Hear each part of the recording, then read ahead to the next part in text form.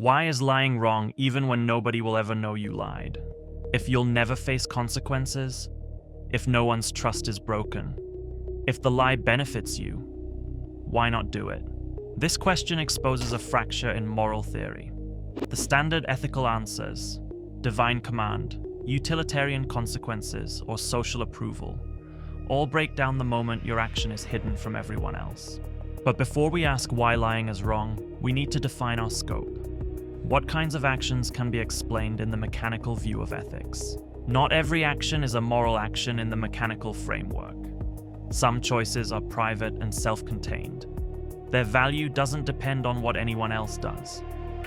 If I decide to go to the gym 5 times a week, I benefit whether or not anyone else shares that rule. But other actions do depend on what others do. If I cheat on an exam while everyone else is honest, I benefit. If everyone cheats, scores become meaningless and the strategy collapses. These are policy-linked actions. The payoff of the action changes, depending on whether others follow the same rule. In the mechanical perspective, ethics exists only in domains where many agents share the same strategy space. Once we recognize that some actions are structurally shared, the question changes, not "what do I want?" but "can this rule still function if everyone follows it?" That shift, from individual benefit to universal coherence, is what introduces moral obligation. Kant's categorical imperative states, act only on a principle you would be willing for everyone to follow. Lying fails because it only works in a world where lying is not universal. Once the maxim is universalized, the function collapses. Kant gives us a test for morality, but not an explanation of why a rational, self-interested agent should follow it. That missing why is what Gary Drescher tries to supply. In Good and Real, Drescher argues that morality doesn't need to come from duty, empathy, or social enforcement. It can be derived from the logic of decision-making itself. His main idea is called subjunctive reciprocity. If a rule only benefits you when others don't follow it, then it cannot be rationally universalized, and therefore cannot be ethical.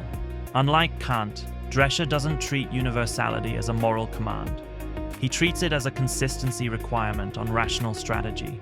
Your decision is not just an isolated action. It functions as a single case of a broader decision policy that other rational agents will follow in similar circumstances. So the reason to act well isn't surveillance, empathy, or virtue.